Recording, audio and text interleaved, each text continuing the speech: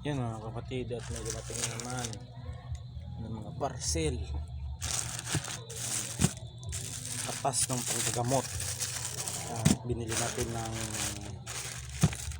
bagong tarot card. Yan, binili natin para magamit natin sa pagre-reading. Dalawa ito mga kapatid, at unbox natin yung pinadala sa atin.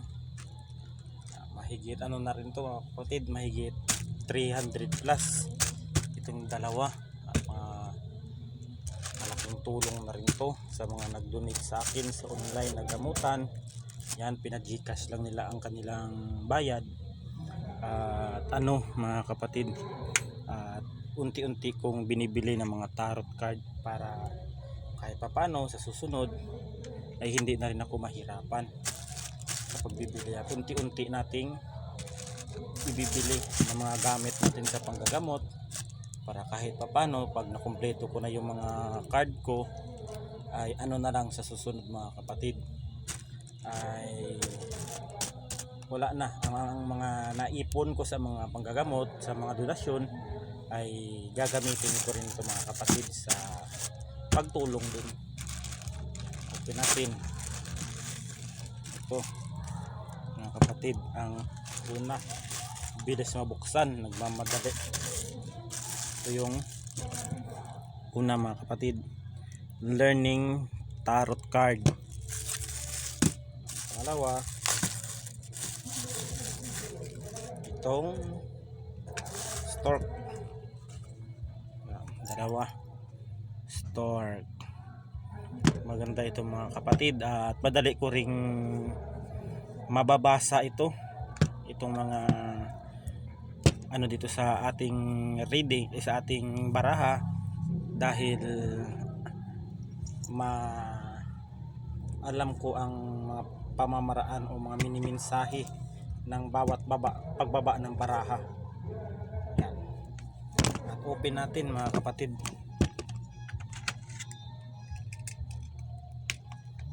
Buksan natin.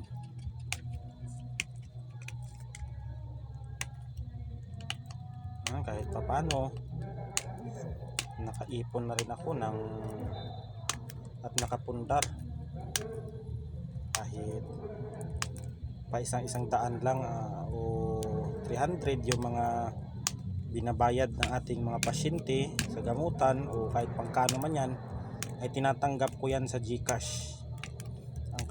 Ang kanilang donasyon, lalo na pag nasa malayo sila. Di naman ako naniningil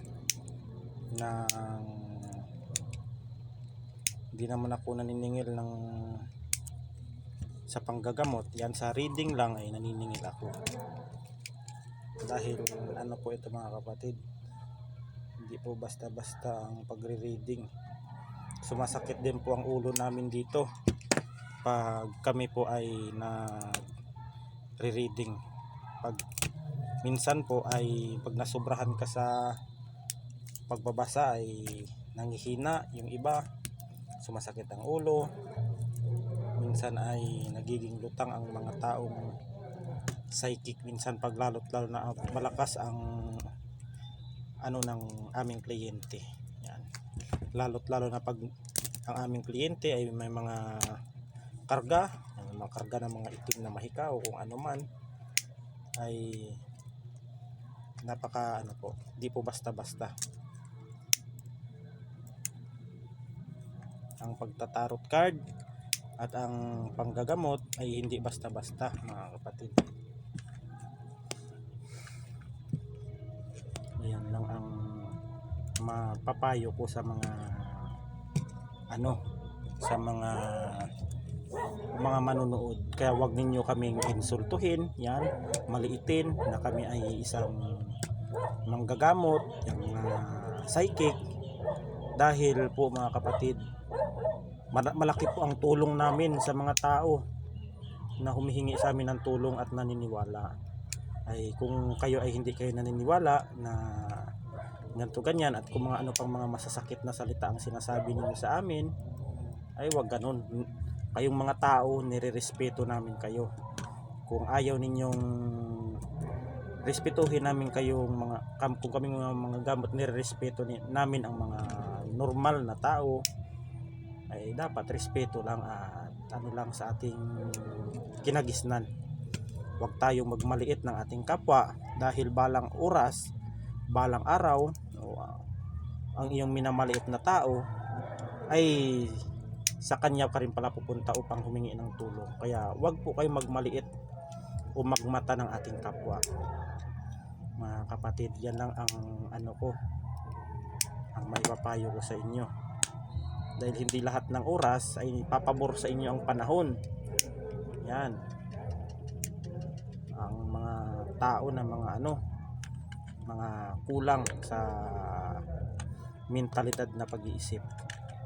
Kahit kung ano man ang trato ninyo sa amin, naintindihan namin kayo. Kahit ano man ang pagkaharap namin kayo, ay alam namin kung ano yung nasa isip ninyo. And lukuhin nyo lang ang ibang tao na katulad nyo rin, wag lang kami. Ay alam namin yan. Baka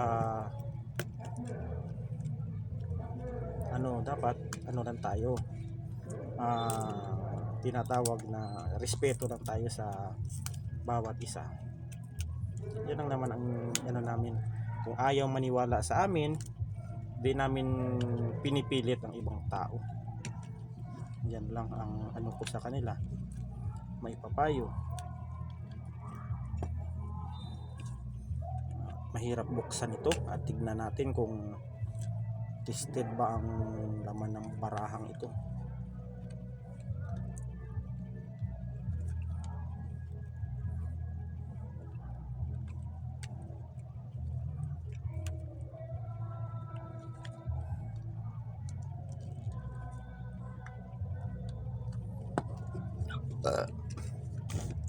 Yang tingin ng mga ibang tao sa amin na mga manggagamot, psychic, ay baliw. Yan, baliw, ay mga sira ang ulo. Pero hindi nila alam na ang psychic ay kayang kontrolin ang utak ng tao, kayang pasukin ang iniisip niyan, kayang baliwin ang mga taong Kaya mga kapatid, huwag nating maliitin ang kakayahan ng tao. Yan. Kung ano man ang estado niya sa buhay, kung ano man ang trabaho, kung ano man ang niyan, basta marangal, huwag nating maliitin. Mga kapatid, hindi ninyo alam kung ano ang pagiging psychic, kung anong kakayahan ng bawat isa sa atin, mga kapatid. Kaya dapat irespeto natin ang mga ganyang tao.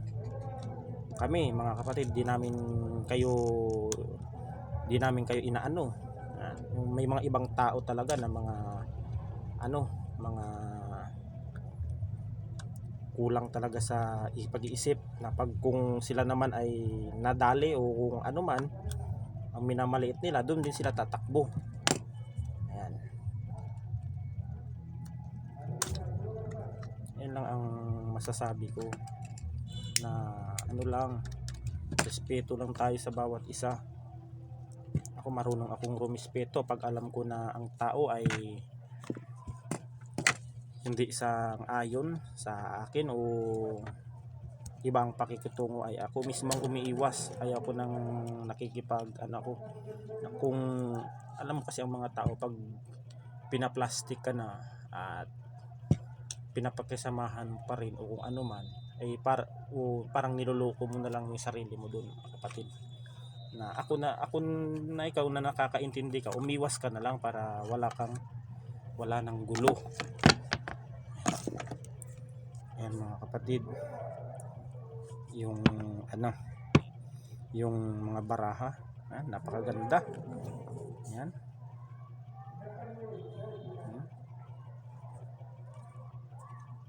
Napakaganda mga kapatid ang baraha na dumating. Ayan.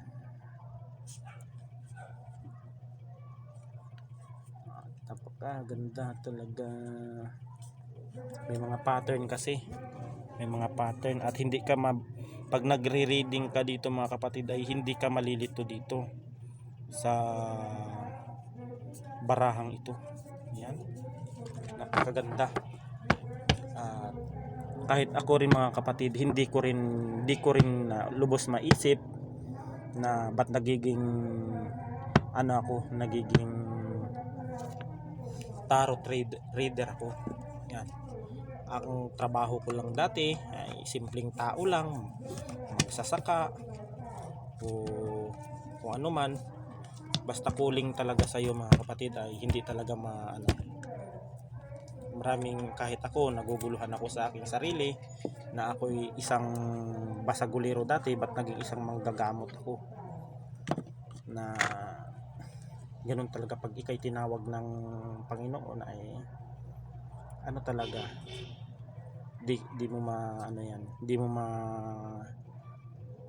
mo matatakasan yan, at ahabulin ka na lang. Napakaganda mga kapatid ng baraha. Kahit paano natutuwa ako sa aking naipon sa aking sarili, at kahit paano sa panggagamot ay may mga naipundar ako mga baraha na mga baraha na pag may mga kapatid, pag may nagpapareading sa akin ay pipili na lang ako kukuha na lang ako ng mga baraha na i-reading ko sa kanila. Merong mga baraha ako diyan na mga pang love reading, yan, ang mga mensahe ng mga anghel, yan ang mga mensahe. Yan, kung gustong magpapabasa about sa karir sa buhay o mga mangyayari yan sa nakaraan at hinaharap, ay malalaman din naman namin yan mga kapatid. Yan lang. Sa mga di naniniwala sa amin ay manahimik na lang kayo, sapagkat hindi ninyo alam ang aming mga naranasan. Yan lang. Kung sa katayuan namin nangyari ang aming karanasan, ay baka hindi nyo kayanin mga kapatid. Yan lang ang ko, na dapat tayo ay magre-respeto lang dapat sa kapwa. Yan, hanggang dito na lang. Ay may pala ako sa inyo mga kapatid, sa mga sa mga sabungero dyan. Ito, pangalawang order na to. Yung unang order ko kasi mga kapatid ay naubos yun. Meron akong 3 dito ulit, pangalawang paggawa ko to sa mga kaibigan ko antingero. 3 to sila. Yan. Sa mga mananabong dyan, yan, kung sino man ang kukuha nito ay ibibigay ko ang dasal at orasyon para sa sabong. Yan, 3 yan sila. Yan, mainam ito sa negosyo mga kapatid, sa mga poultry, sa mga may poultry na itlog, paitlogan na manok, ay maganda ito mga kapatid. Ito ay maganda sa sabong, ito amulet to sa anting-anting sa sabong. Ayan, ito yung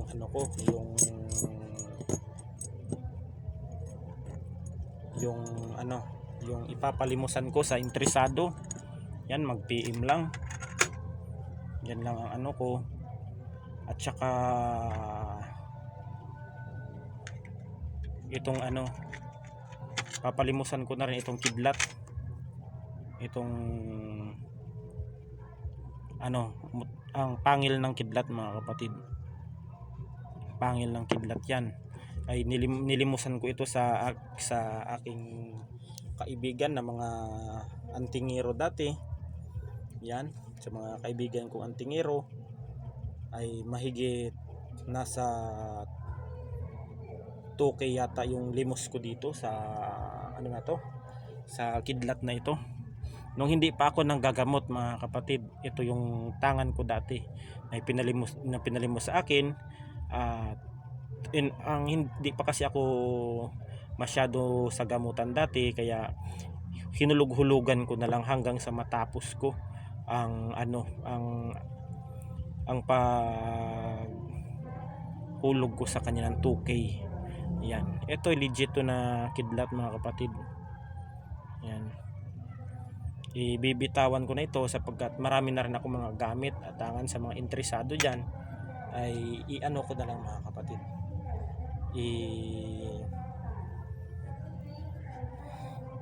I-ano ko na lang, bibitawan ko na, papalimusan ko na lang yan.